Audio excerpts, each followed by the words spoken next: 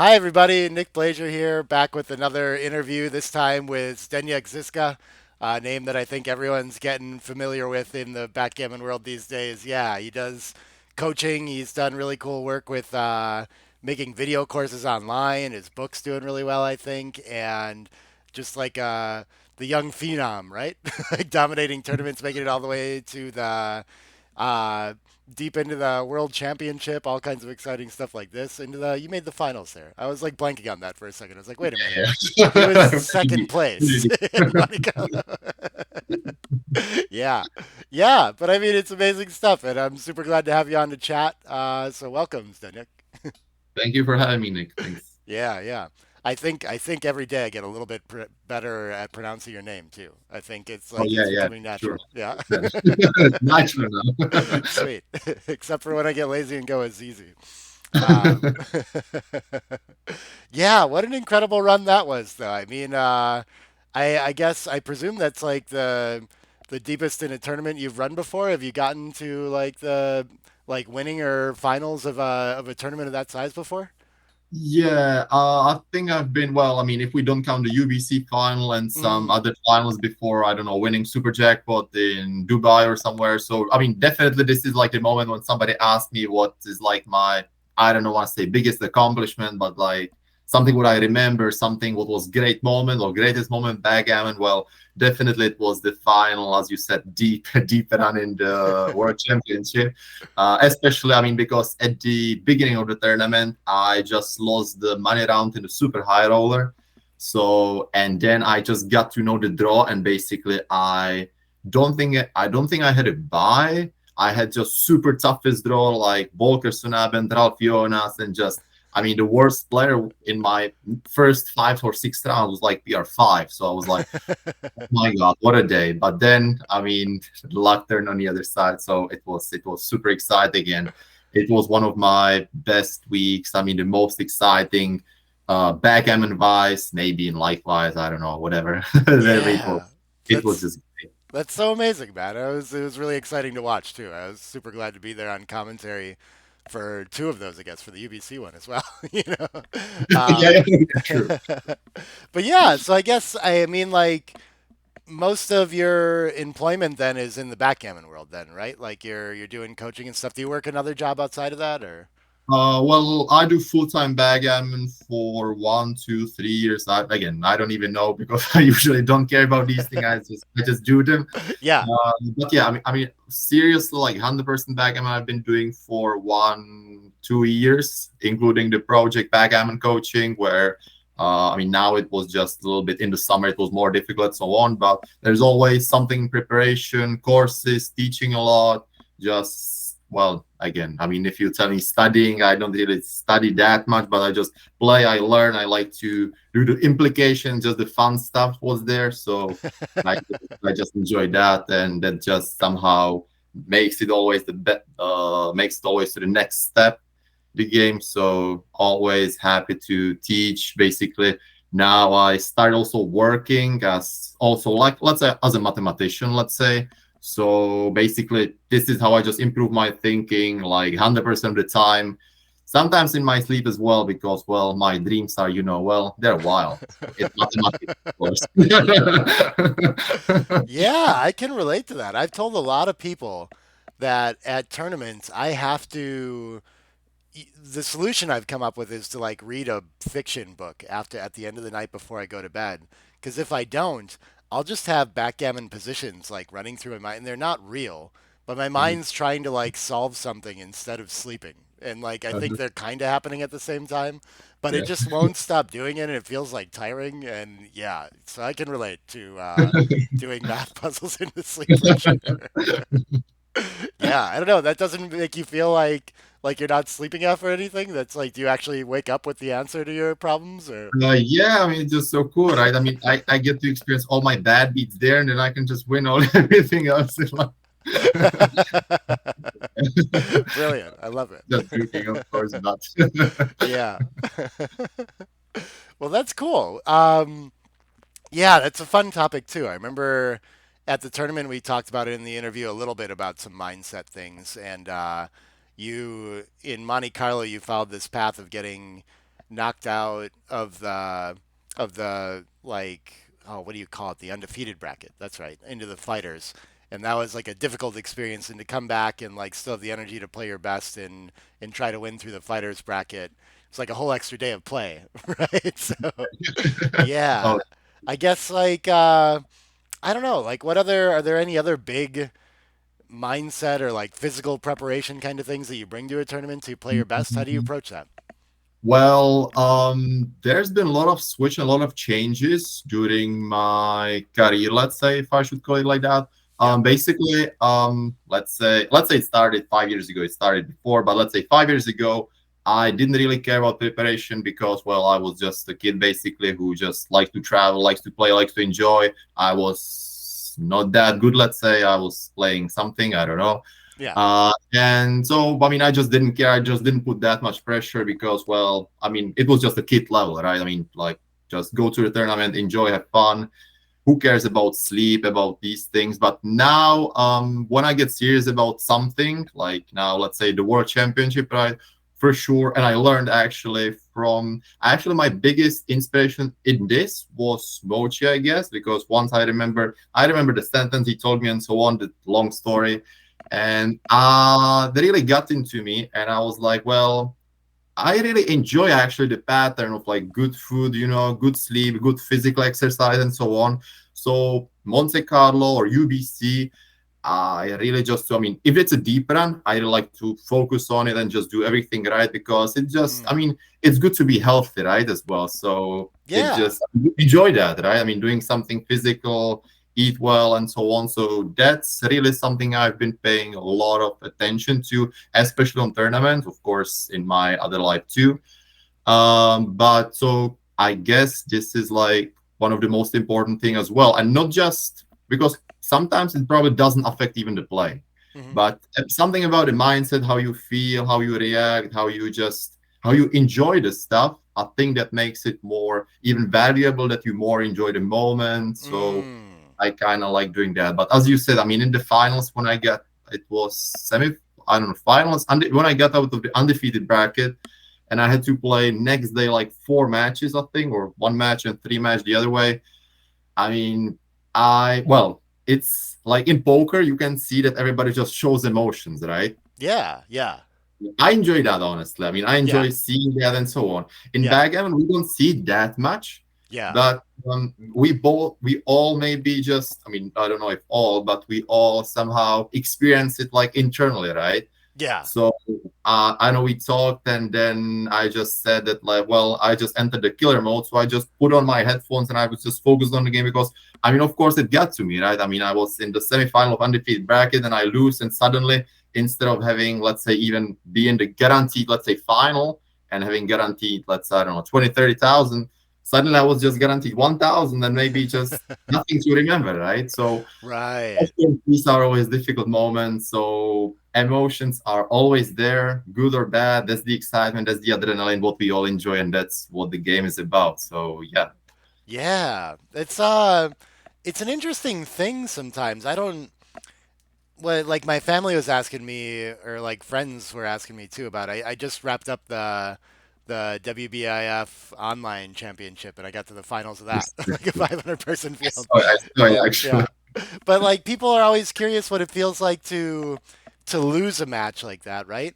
And I think like for me in a match like that, when I'm always like way behind, I'm not as invested in it. And I think like the most stressful matches are the ones where you're like where it comes down to a long race in the end and it's just like you just know it's going like the dice are about to decide every roll, Mhm, right? mhm, Like who's gonna mhm. win? It's just like don't do it, don't do it to Yeah, me. yeah, yeah. Pick me, please. Don't you Yeah, know? yeah. It's the most difficult moment. Like when it's as you said. I mean, if you are losing the whole match and then you come back, Yeah, let's say, I mean, I was never meant to be personally, here, right? So exactly, I mean, it's yeah, like, then it's also easier to take a loss, it seems to me, than like when you're leading all the match and you're basically like you basically got the win, right? You're like you see yourself as the winner, which is well not a yeah, mistake, a good thing, but yeah, it yeah. always hurts so much more. And yeah, This that's was sad. that match yesterday must have been so stressful for Yorgos, I thought. because Oh he yeah. had it like there must have been at least five different games where he was about to win the match, and I just kept like not losing for some reason. And when I'm in those moments, I'm like, come on, I'm not really gonna like. I was ahead 8-0. Like I'm not about to lose this, Yeah, right? yeah, So I yeah. don't know. Those are the most painful to me. I actually saw. Well, I didn't watch it because I was out yesterday, so I couldn't watch it. But I had a lesson with my student today, Yeah, and he actually pointed out and he showed me the some of your position at the end of the match and what actually happened. And yeah. so I saw how crazy it was with 20 seconds left playing the double ones. It was very interesting. Yeah, yeah. Yeah, I haven't I still haven't gotten to look through that and put up the actual like play and explain with the XG feed. So this is also going to go out like probably a couple weeks after that. So whatever, that's cool. We're talking about something that happened in the distant past, but it's good. But yeah, no, I don't know. It was a fun match and it's just fun to think about that, like where we really feel the luck sweat. I don't know. It's probably somewhere different than like a new player rolls double sixes for the first time, and it's like yes, and so it Always. gets different with time, right? And then they realize they can't enter, and then they go no. And so, uh, but yeah, that's really cool stuff. So with that deep run though, you mentioned you're like mostly full time backgammon now too. I always just kind of assumed it's like mainly from the training and teaching, but I guess is a lot of it coming from your play then? Do you have like an expectation there? And then like I Mhm. guess is a win in Monte Carlo like a huge difference to you then as far as like how your year goes? I see. So definitely, well, I've been studying until last year. I mean, the time, I mean, time for me is like, I mean, I don't know if it was 1 year ago, 2 years ago, 3 years ago. I honestly, I get just lose with time. But Yeah. I think I finished studies. Well, okay, 1.5 years ago, I finished school. I did my bachelor degree and everything, so everything was good. So I did just backgammon. So from that point, I mean, it would be like a failure not to be successful in it because, well, I'm doing it full time. So otherwise, it doesn't make sense. Otherwise, I mean, it's not worth it if I'm not successful. So I just needed to be. There was a lot of pressure, of course, on me because I really wanted to do this. I still want to do it. So I mean, teaching was like good thing. I mean, something what I enjoy, what I like to talk to people everything. I like to explain stuff. I like to always simplify the stuff, not just go to crazy things. So I enjoy doing that. And yeah, Yeah. while the playing, of course, there's some playing. I mean, always a lot of opportunities. Like depends what you're looking for and what you basically it comes. I mean, what you want to do, and you just have to just put one step or two steps like towards to it. I mean, it's not gonna come itself. So if I want, when I want, I'm gonna play. If I don't want, and I just focus on study, I'm in Prague, let's say, well, then I don't play. But there is a lot of playing, and of course, Monte Carlo was, I mean, kind of good hit, of course. Yeah. So it's all enjoyable, but of course, I mean, 2 years ago that would be like huge, super, super huge to me. Now, of course, it's great, and I'm super, super happy about it. But of course, now it's like, well, I feel the pressure because, well, now I do backgammon and I do, of course, a lot of other stuff, projects, and education myself in some other ways. But, well, now it's like a real life, right? So it's like I'm not a kid anymore and I have to perform somehow. So, Yeah. Yeah, I think this is something from the outside for sure, like the gambler's life. If you're like counting on some of the income to come from winning, then when you hit a tournament score, you have a good day in the chouette, whatever it might be. Like I think a lot of people outside of it think about like, well, that's enough money to go buy X or Y or Z. And for us, it's just like, no, it goes in this thing that's going to keep doing this roller coaster, right? And it stays there, yeah. right? I And mean, like, I can't think about it as this big chunk because there's also going to be a bunch of these tournaments where I get nothing, right? And I have to be ready for those too. So, yeah, yeah, yeah, and that's always super. I mean, these downswings are difficult, right? So it's like yeah, for anybody, I guess, especially in backgammon, it's in any game, right? I mean, when you're in a downswing, it's like it's painful. Like we all experience it. The longer we play, the more of them we experience, and yeah, I mean, it's always hard, right? Because you don't know when it's gonna end it. It's always nice to be in plus, of course. So I mean, downswings are hard, and of course, it's difficult, like emotionally or like from all kinds of perspective, right? Because, well, let's say, let's say I had a bad week somewhere, sometime, and well, then just, I mean, you lose space to do other things, but at the same time, you just have to do them, and it's like, example, didn't happen, but example, Yeah. just come. Let's say I lose 5,000, 10,000 in a month, right? Yeah. Well, then it's very difficult to just work step by step everything. But I mean, it's like it should be, I mean, correctly, it should be taken from the point of equity, right? Because, Yes. well, when you get an upswing, it's not like you're going to stop working because you won a lot. And when you get a bad swing, you don't want to work because you lost a lot. So it doesn't matter. But Yeah. from equity perspective, if we look at it, we just, well, every player who wants to do this has to learn this, I guess, and just be consistent because I guess being consistent and being focused on it, determined, is just the most difficult part of it, and it Yeah. takes it takes a lot, I guess. Yeah. It's funny how that, like, I mean, the emotions play in there too. I totally agree that no matter what the results are, we should be like studying the game and working on it the same and coming with the same approach. But I remember when I was playing a chouette every week, like if I had a winning week for a week or a couple weeks, I was not that motivated to study. I was like, I guess I'm playing pretty well, you know. And then if I had a losing week, like it didn't matter if I played well. Like I was grinding hard that week. Like I was like, I'm Mhm. gonna figure out how to win next week, you know. Yeah. And it's just not how it works, but it's just I don't know. Yeah. Like that's where my motivation came from. I Uh, needed the feedback of like a bad week, you know? Yeah. yeah, I understand. I understand. I understand. This is all. Well, I guess all people can have it differently. I guess because I think Yeah. what would motivate me more is I always like to work and even on my game in like plus numbers, right? So I Yeah. guess it lost. Well, I guess it depends. It really Oh, depends on everything. There's so many yeah. external factors which play that also. So yeah, yeah, yeah, for sure, for sure. Yeah, I think everyone's a little different that way, and I think there's something to it as well about like of course you're going to have an emotional reaction to like a long downswing because like the reason that we're all playing a game like this is because we think we can study and have better results as a result of that, right? And so at some point like you have to start asking like is it something I'm doing that's causing me to keep losing this, right? And like that doubt's going to creep in at some point, right? And you're going to Yeah. like want to really examine it and try to figure out like no, I'm just on a downswing, but I want to be really certain of that because this downswing's getting long.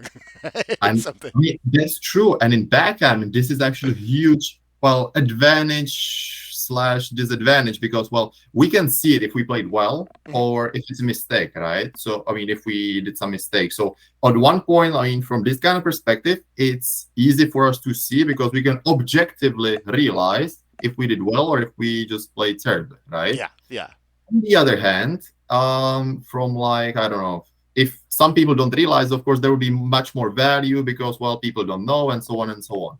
But with poker, this must be even more crazy, right? Because, well, people just don't know. I mean, right, yeah, that's what I like to do when I just want to get my mind off backgammon. I just go and play poker. I just don't know. I mean, if I'm on a downswing, I don't know if I played well, if I played bad. If I'm on a good swing, I just don't know. And that's just crazy. And this is, it's killing me more, I guess, than when I just know objectively what happened. So this is, right, yeah, yeah. I think about that a lot too. There's a lot of ways that poker is like ahead of backgammon, but in the analysis side, it's almost like sitting 5 years behind or something. Though like the there's, things they have, I don't know. It's hard to gauge it, but yeah, it's there's also, different for sure, right? yeah, there's also too many things. And the thing is, there is the player fact. So it's like, it Yeah, can be, I mean, there's more just like here in yeah, backgammon, you kind of can't adjust too much. You can adjust few things and so on, but you don't get like those big swings, right? When against one player, you should do this and you should do that. In poker, that is the situation. It's just, oh my God. Yeah. So, but yeah, right. backgammon, I guess this was Yeah, just, by the way, what you said about the goal, I guess all players should have like a goal, right? Like if you want to go and succeed, like yeah, with the PR, like let's say those 5 years ago, I wanted to reach, or 6 years ago again, let's say I wanted to reach PR4 because there was some kind of mochi club or something like that, or I don't even remember what was it. It just stuck to my mind that people below 4 were just good. I don't even know. It was just what was my goal and what was the drive, what I wanted for some reason. Now I just again don't care too much about PR. I don't know my PR anyway. But now it's just so there's always the next step. You want to always see. I mean, I guess new players always want to see, and it's always helpful for them and it encourages them when they are getting closer to goal. Then they reach that and they stop a new goal, and this is something what motivates, I know, a lot of people, including me, what's important to have a goal, to see where you're going at, what you're aiming at. Now it's definitely UBC for me, which I'm really looking forward to that. I guess you're gonna commentate again. You're not gonna play.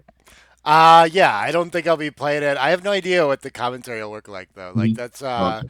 Mark's a hard guy to get a hold of these days, so we'll probably plan that like next Sure, year. sure, I don't sure, know. sure. Yeah. We'll see. We'll see.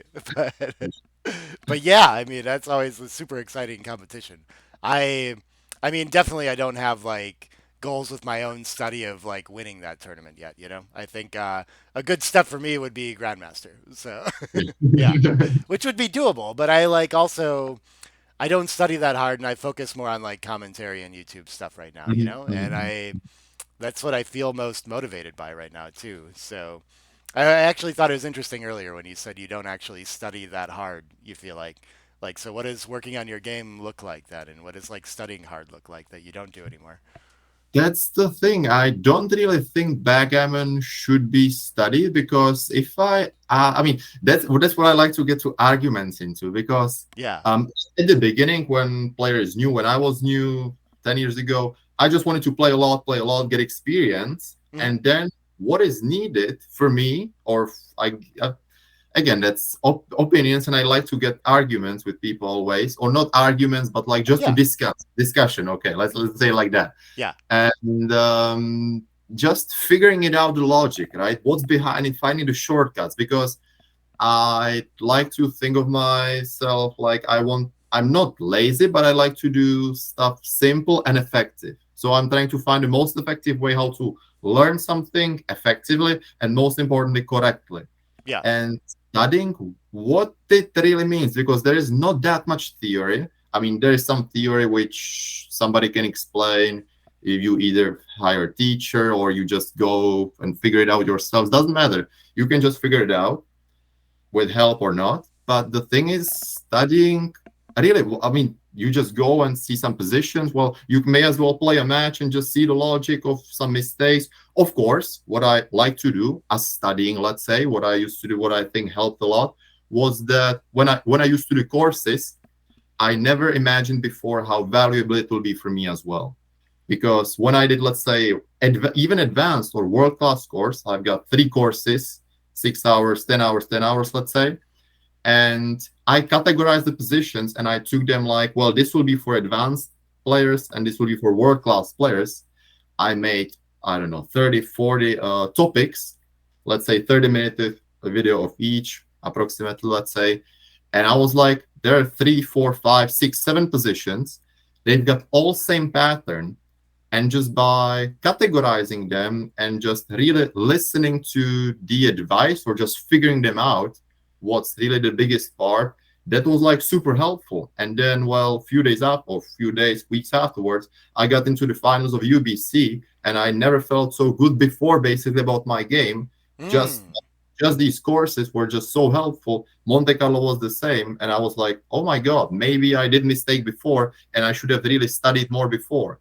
So it's like I'm always realizing some mistakes more, but general aspect that I like to figure things out and just make them as simple as possible because I don't think backgammon is that difficult to see through. It's Mm. difficult to experience and just, but once you find the right play, you understand it, you enjoy that, you see that moment when you know something is the right play, just matching the implications.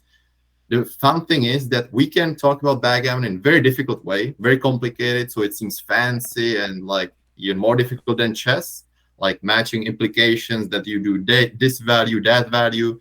But you can Yeah. also do it simply, like as I always say, what's gonna happen, right? And then like everybody just feels and knows because that's just what we all see. That's what commentators see. That's what viewers see. So this is what I how I like to view the studying, just spending time with Yeah. it Yeah. and thinking about it. Yeah. Thinking about And that's like really impressive to me that you play at the level you do while thinking about the game that way too. You know that there's something intuitive to me about that where a lot of working with students I see a lot of people as they study the game get to this place where they have like all these different ideas and things they know about backgammon, and they can't figure out anymore which one to pick, right? And it's like and they don't have this fundamental like I look at the position and it looks like a pattern, and this is the first thing I see, right?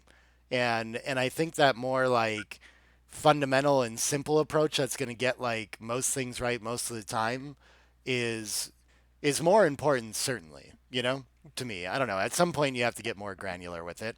Um, but yeah, like there is in backgammon this like I don't know like we know that slotting with a 2-1 is marginally better than splitting with a 2-1, but this is nothing like I could talk all day about why, right? You know, and we could like do that, and we could go through all the sequences and like spend an hour about it, and that's why. But like, really, probably a more helpful thing is almost just to know that they're like very simple or similar, like splitting and slotting and why, and like if you understand backgammon, you get how each can work. it. But or you've just memorized one that's marginally better, kind of thing, right? Yeah. And that's the thing. Because what I think, well, first of all, what you said first was those like rules, right? I mean, like always make the 5 point. When you're ahead in the race, always run.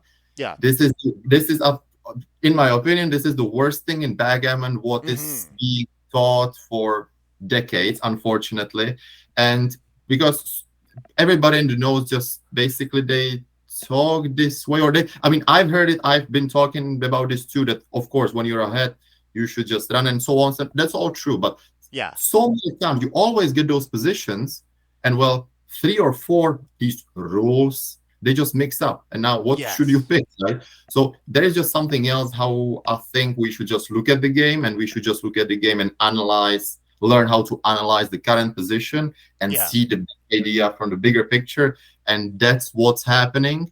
So yeah, so these rules they're just exactly my nightmare, because rules, there are no rules in backgammon. Then Right. Yeah. everybody says so many exceptions, but that's just not true. I mean, this is like there's completely different approach and always completely different reason. Yeah. So that I agree with. And as you said, those that with 2-1, let's say at the beginning, right? What you Mm. mentioned, that's yeah. I mean, again, it's good to know the reason, like exactly, right? For example, I was thinking back in the days, let's say about the reason between 2-1 and 4-1, right? With 2-1, Yeah. let's say again, now I don't even know. 2-1, you more likely do 6 to 5, so you slot. And with 4-1, sometimes more likely you just play 24-23, right? Yeah. Yeah. And now why? What's the difference, right? And these kind of things. And there is actually a nice difference. And so there, I mean, about every position, about every opening, there is something, right? Yeah. Like you play 5-2, and then you roll 5-2, and you should actually play two down because of the 6-4. And again, now it sounds complicated. I talk too fast, and it was so many thoughts, so many thoughts. I can just Amazing. Yeah, yeah, yeah. No, there's a lot of there's like small things like this, right? There's the hierarchy is what's often missing. And like we of course you can't play backgammon well without having that in your head somehow, right? But somewhere in your brain you know the rule of like always make the 5 with the 3-1 is bigger than slot with the 2-1 instead of split with the 2-1 or something, right? And there's like this whole spectrum. I don't know. And so this is what's interesting to me though, is like what is looking at a position like what is the first thing or the first things that you need to see? And that's actually a lot of the study I did for a while was just like over I was close to playing a 4 probably in like 2019, and then I stopped studying so hard, but I started playing a ton of speed gammon and just looking Mhm, through my matches and the ones where I made an instant decision that was like a 300 error or something like this. Like that was my focus for maybe a mhm, year. And mhm, very quickly I realized when like it helped me to see when I was just not looking at the right part of the game for some reason, you know? And mhm, develop like the speed in noticing that. And And I think that's possible. It makes like backgammon a lot easier once you can start to figure out like what needs to scream at you, you know?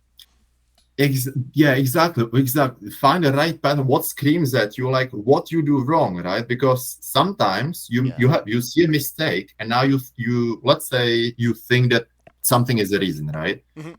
Then you see a very similar position, Yeah. and that reason, what you thought was right, is actually wrong. So this is like the biggest like misconception. Then we say just completely different reason, and we stay with that first reason.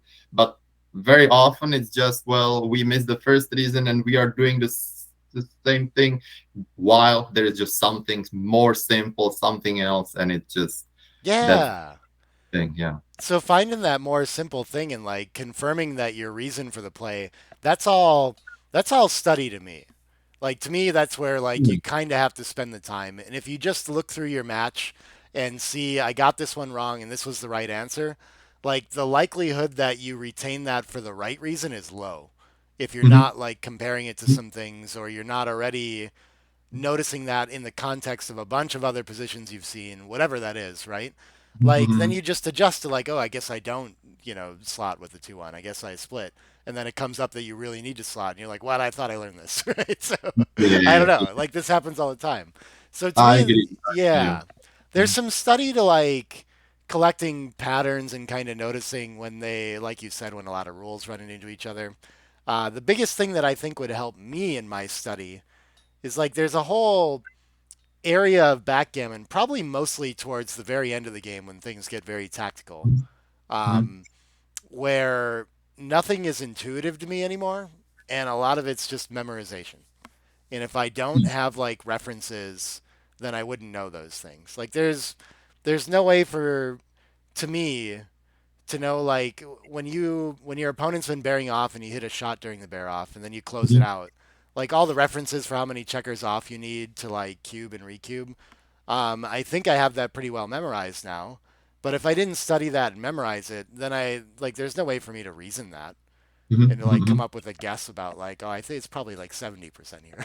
Right? I So, okay. Well, I agree yeah, about this. This is a big step, of course, why computer helps us so much. And this is like that small part of the theory, what I believe is very important because, yeah, I mean, if you get hit, you get four checkers, five checkers, and so on. This is really needed to know. And also, then you can just adjust to some things.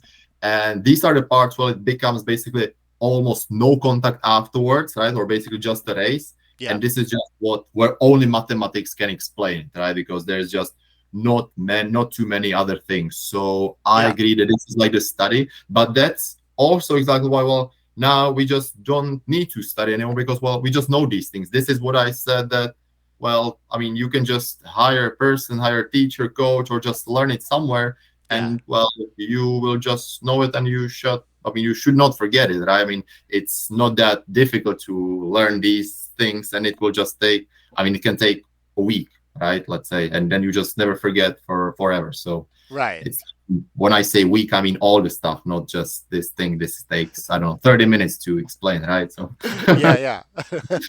No, that is a cool thing that I've noticed about a lot of top level players of like all games, actually, is that it's a really common thing I hear in study. Is like when I looked at that reference and I saw that I need this many checkers off the cube, like and learned that once, I'll never forget that. That's just a thing that's like categorized now in like chess brains. I don't think mine I have to remind myself. I can forget it. I might have to come back to that. Depends on the thing. Eventually, I always remember it. But okay. yeah, I don't know if I either teach too much that I just always remind it to other people, that I remind it to myself as well, or I don't know. I mean, who knows? I mean, if I didn't play yeah. backgammon for half a year, what's gonna happen? Right, right, right. Yeah, yeah. Maybe you'd forget some things. That's fair. But that's cool. I feel like we have a pretty like similar teaching style or something in there. I think you're going probably still like deeper where I'm very interested in like what's really interesting to me is still like these like I don't know, a double digit player, how can I get them playing like comfortable in the open? Like what are the core concepts that are like that are allowing them to make like 300 errors like I'm talking about when they don't need to, where if they just like saw the thing they don't know, that can just take them off the rails, right? Um, and I think when we're getting to get backgammon to begin with, that's confusing. But once you see it, you start to like organize everything. And the use of all this like study and materials is that it's a very large game. There's a lot of concepts to bring together. The experience is huge, you know, but It's it's like a directed experience though too. I really like that you use that word, but it's entirely possible to play 3 years of backgammon without any feedback and not get any better. Probably, I don't really know. You know? some players play 10, 20 years and they are still the same level, right? So it's Right. like, Yeah. but yes, it's like, well, again, it's the mix, right? For example, I have a student, very, very hardworking. He likes the game so much and it just great guy. Yeah. Let's say he started 12, 13. Yeah. So we've been working, I don't know, 2, 3 years, let's say. And he watches the courses, right? So that's where I just put all the like exactly those, let's say, fundamental basics, what you want to have, what you just want to know, what you just don't want to forget. If you forget, oh, it's okay, we can just remind it. But then what I care about is just the player, the thinking of a person. Mm-hmm. Like I want to show him the right way how to think about the game, so he's Mm-hmm. confident, so he understands really why. But not just Yes. he understands why, he knows that he understands. It's not like guessing. He really knows that he deeply understands the game. So it's like I have it like for two parts. I really like when people watch my courses, because then, well, I can just in an easy case, I can just point them out. Oh well, I talked about this in this video and so on. And then when we get to play, or when we just analyze some match, and well, fundamentals are always there, but then we talk more like why, because I get to hear his thoughts, and then we can have a chat. Oh wow, so now I can see what he overestimated, underestimated, or something like that. So that, or maybe he thought that something else is going to happen. Let's say, what I always ask, two questions: what's going to happen and what do you hope for? Yeah. Sometimes I ask this question, like, what do you hope for? And let's say student answers, well, I hope that I get lucky and I get missed. Yeah. Well, the problem is, then I ask, what role really misses? Well, usually it's not about the miss, but I hope that he rolls bad. Yeah. Then my question usually is, well, what role is that exactly? Because usually in these cases, what happens is all of the roles, like sometimes even in the best case, literally all of the roles Yeah. are just great for the opponent. But we just can't see it on the first side. But Yeah. once we move into it, we really see that there is maybe three things what's going to happen. Let's say he improves his board, let's say he hits, or he anchors up, let's say. All of Yeah. them, huge improvement. Yeah. So now when we establish this, then there's another implication. Now, let's say we need to hit or something, do something else than Yeah. that play.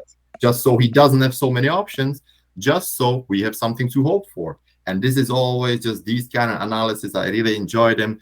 These discussions, just to, I mean, just everything about it. I mean, just backgammon. Who can't love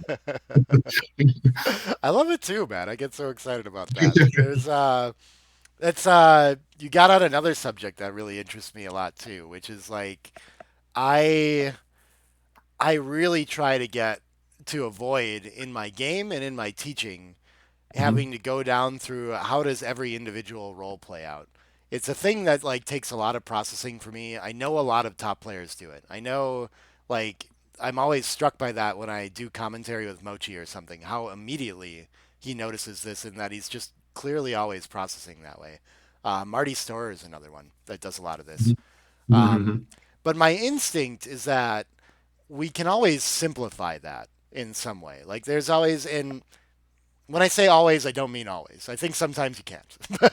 But for the Yeah. most part, there's almost, when you're talking about like every role for my opponent's going to be good after I play this way, and I can go through it and see that, there's probably also another intuitive way to see that. That is like, I need to make a tempo hit because of all of this, or I need to clean up because I am leaving too much around, something like, you know what I mean? Like just anything like Yeah, this. Yeah. that's what I mean. Yeah. I don't mean like Yeah. like to categorize it, because as I said, three things can happen, right? And he realizes, well, there's no thing what can happen, because he Yeah. will either anchor up, which is bunch of rolls. He Yeah. will either make a point, which is bunch of rolls, or he will either hit, which is bunch of rolls. Yeah. Yeah. Nothing else is happening. So it's not like going after every single roll, which would be, yeah. Yeah. uh Yeah. that's not good because again it takes time, it's not a good start, it's also boring sometimes. But this is, I go through every single role. Sometimes it happens when I just don't understand the position. Of course, I mean, it used to happen a lot more. Now let's say it does less when I really need to find a reason, because I feel like sometimes I don't know. So then Mm. I really want to see. So, but it's not necessary and definitely not in the teaching style to go over every single role. Yeah. Just boring. No, no, no, no. Just no boring stuff here. Yeah. No, that's a great hierarchy, and I find I have to do that. Late game, like hit or not decisions, is probably the most common ones when I have to figure out returns and exactly how it's going to work out. But that's a great hierarchy. There's always in backgammon this like strategic concepts, and then when those don't scream at you to do something, then maybe you have to go through and try to find a tactical reason to do one thing or another. And a Mhm. lot of times I'm still too lazy about that too. I'll just like come up with one or two tactical rolls where I'm like, well, it kind of points this way. Okay. You know, maybe that's good. I don't know. But yeah, it's like the right way to do it is to really crunch through it in that moment. And there's not a lot left to do, you know? Um, yeah, that's cool. That echoes like my thinking. So it's nice to hear that, you know? Mhm. Um, cool. So with all the teaching stuff, it sounds like the video courses are going well. People are into those and things like that. Yeah, I'm curious, like, if you have more to share about that, like if you're working on more courses and kind of like what your goal with the, Mhm. you called it the project, the backgammon coaching project is Yes, overall, you I know? call it a big project. Well, it's just everywhere, social media, and just try to Yeah. do too much stuff. Unfortunately, slow down in the summer a little bit because of travels and everything. Yeah. But yeah, I've got a plan to record basically all three courses, which basically would take an intermediate player or a beginner Hmm. from his level, starting with an intermediate course, to basically world class level knowledge. So you would just know all the information in these three courses, in these three steps, something like a school curriculum in a fun way, basically easy, just the simple facts, no talking about the random stuff and so on, just really focusing on that, like at school, like one lecture, I don't know, 15 minutes, 30 minutes, and just that. So I can take a player from beginner level with basically no knowledge and just giving him facts one by one, like I would structure it if I that should be, let's say, I mean, like as I said, school curriculum. So Yeah. that was I was very happy that I managed to finish it before summer. Hmm. In the summer, I just traveled a lot, did some YouTube and so on. So that was good. Now I'm basically trying to prepare the fourth last of this curriculum series, which is the cube action. But Yeah. it's just basically huge because cube action, that's something. So I'm preparing positions and I'll start. Well, I started recording some videos, but that will be like last tip for this. So it will be like this kind of bundle about it, and then I'll probably record something just small, just to entertain more and more and more, and just try to focus on YouTube, trying to find some fun stuff. I really hope that Backgammon could get, or somehow, I don't know. I really enjoy, for example, from poker, I enjoy vlogs, right? Like recording vlogs and just showing the people around how the tournament looks like.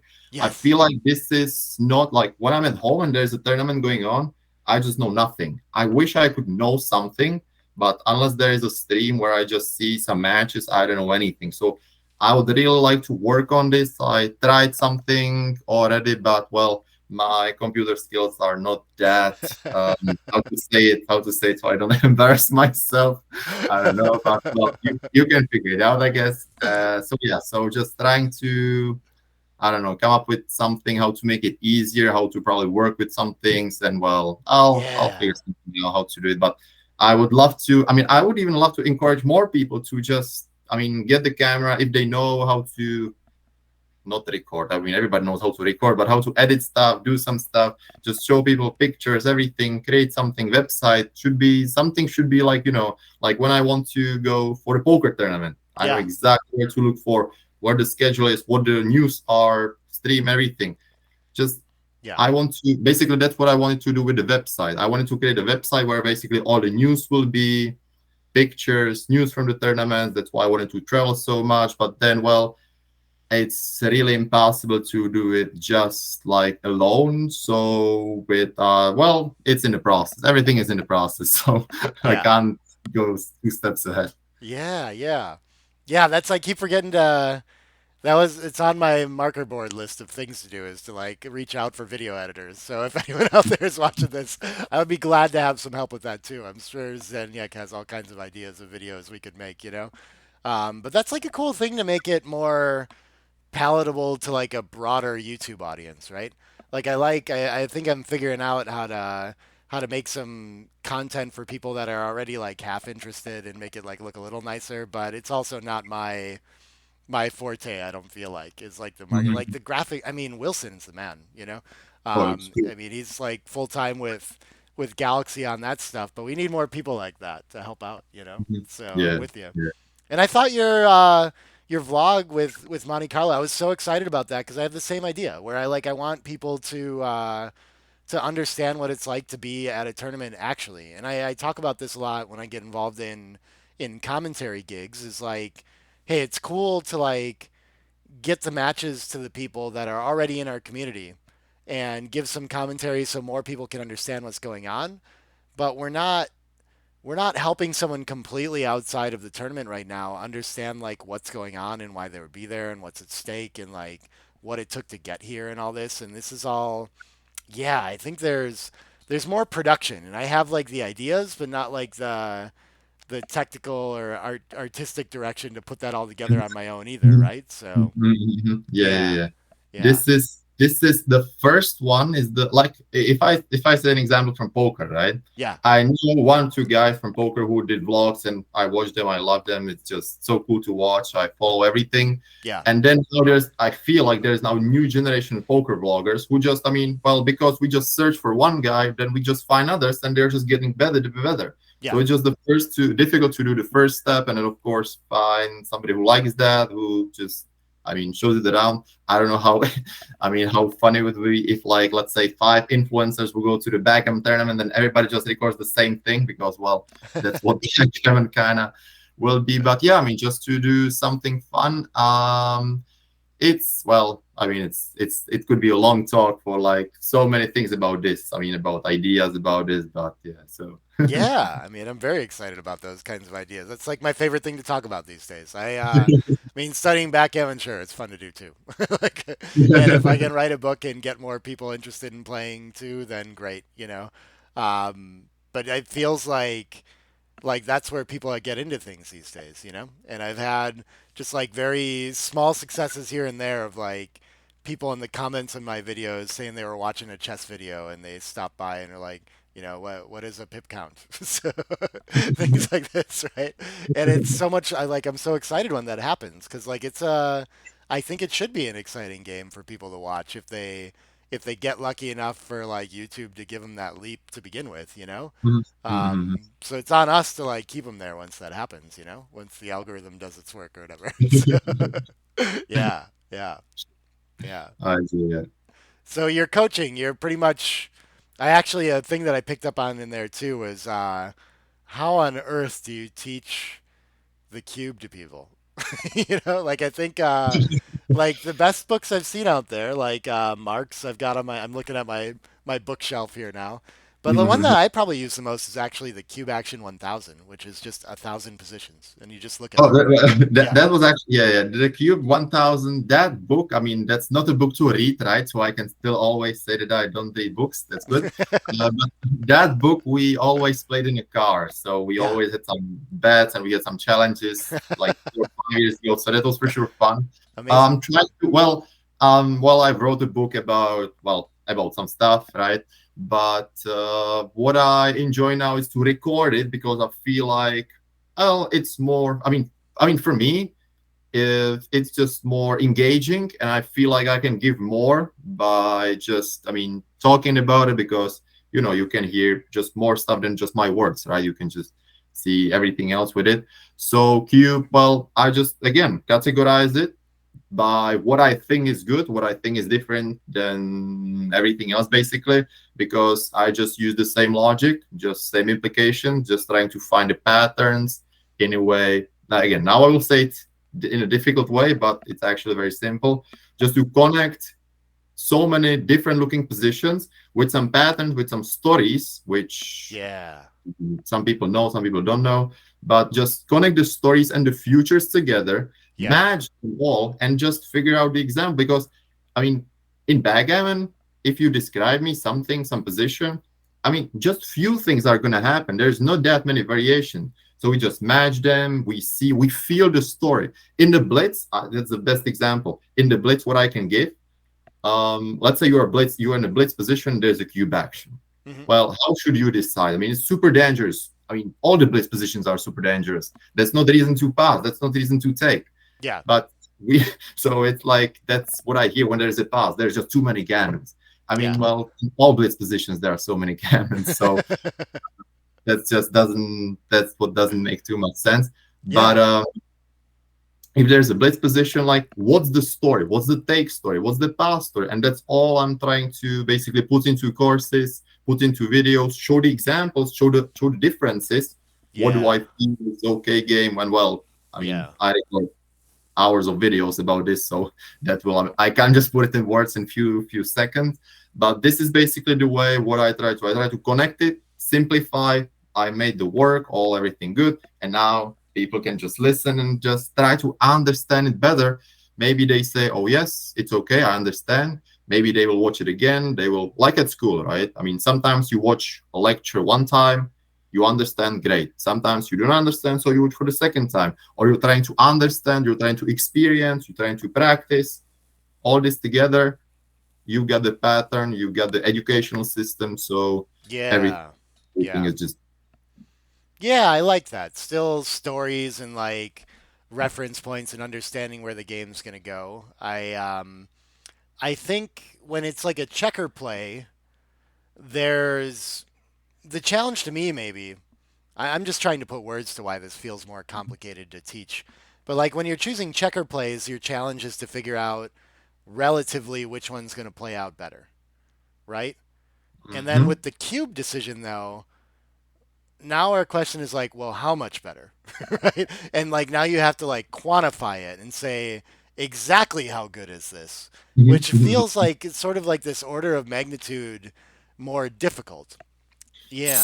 Yes, it is difficult because the cube action requires good understanding of checker plays as well. That's why, let's say, when there are BMABs or some PR statistics, you always hear people, I've got way better checkers than cube. Yeah. Like everybody, in the 99% of people has it like that, unless there's some Yeah. deviation or something. David It's Presser because, does not. exactly. It's because the cube action is basically, we need to in order to understand the cube, we need to understand what's going to happen. Yeah. And regarding take or pass, basically, we need to know the feel, what feels like a take, what feels like a pass, what feels like a borderline. Yeah. These kind of things, these kind of stories, that's basically the start. And of course, the no double, double, and this kind of, I mean, everything. Yeah. Yeah.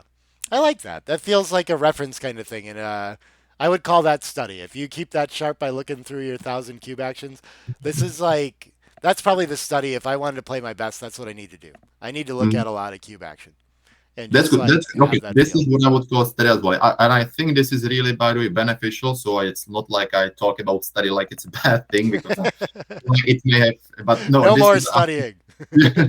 this is what I think is really, really good. I mean, studying in a way that like before the Yeah. tournament or before something, just going over your, let's say, mistakes or positions you want to.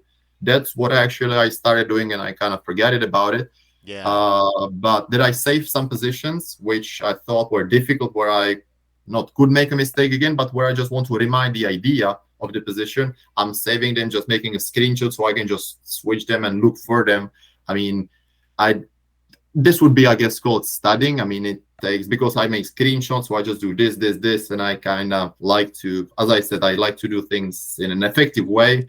So, I mean, let's say it would take me a few minutes. So it's difficult to call it studying, because as studying, I always remember from school, I don't know, I mean 2 hours, 3 hours, or like that. Again, I can't remember, but I mean 2 hours at least it's called studying. So can't really say.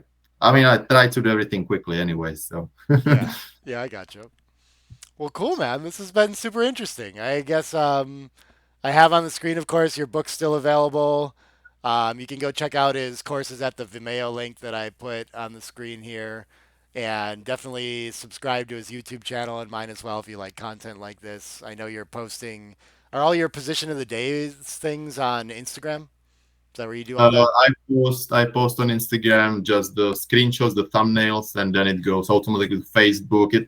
It's all Yeah. connected. Yeah, Yeah. yeah, it's But all then you do connected. a video every day on it too. Is that how that works?